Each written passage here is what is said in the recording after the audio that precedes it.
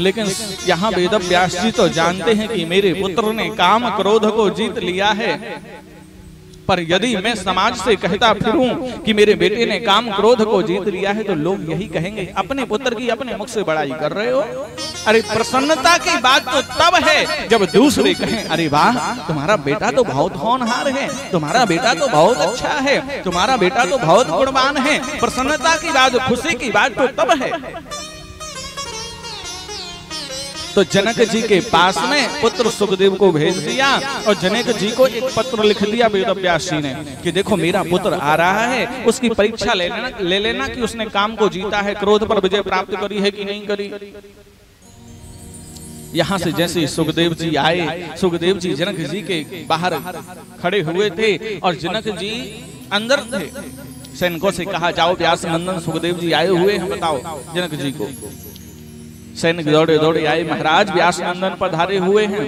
जनक जी ने कहा जाओ उनसे जाकर के कह दो कि अभी 5 दिन तक समय नहीं है, यदि उनको वेदांत पढ़ना है तो पहले 5 दिन तक हमारी प्रतीक्षा करें।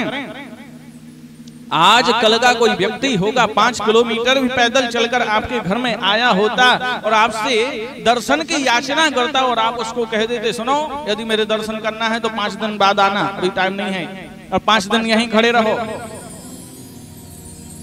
आपको कितना क्रोध आता, आपको गुस्सा आती है ना कि बताओ मैं 5 किलोमीटर एक तो पैदल चल करके आया हूं और इनको इतनी फुर्सत नहीं है कि घर से बाहर निकलकर मेरे पास आ जाए। लेकिन बाहर सुखदेव जी जिस प्रकार प्रसन्नता मुद्रा में पहले दिन सुखदेव जी खड़े हुए थे, 5 दिन बाद आज उसी प्रसन्न मुद्रा में सुखदेव जी खड़े हुए हैं। सैनिकों ने जाकर के जनक जी से कहा महाराज क्रोध की एक जरा सी भी रेखा नहीं है सुखदेव जी के मुखमंडल पर। जनक जी ने प्रचार प्रसार कर दिया कि सुखदेव जी ने क्रोध पर विजय प्राप्त कर ली है। जनक जी दौड़े दौड़े आए, स्वागत सत्कार किया। महाराज मैं आपसे वेदांत पढ़ना चाहता हूँ, जरूर वेदांत पढ़ाऊंगा, पर पहले अंदर चलो, सत्कार ग्रहण करो, मेरा आतिथ्य ग्रहण करो। सुखदेव जी को अंदर लेकर के आए, सुखदेव जी को आसन पर बिठाया। एक से एक सुंदर अप्सराएं आती हैं और सुखदेव जी के कोई चरण दबाती है, कोई पान का बीड़ा खिलाती है और एक स्त्री तो आलिंगन करके ही बैठ गई महाराज, लेकिन जरा सी भी काम की एक भी रेखा मुखमंडल पर नहीं है। प्रचार प्रसार हो गया कि सुखदेव जी ने काम क्रोध को जीत लिया है।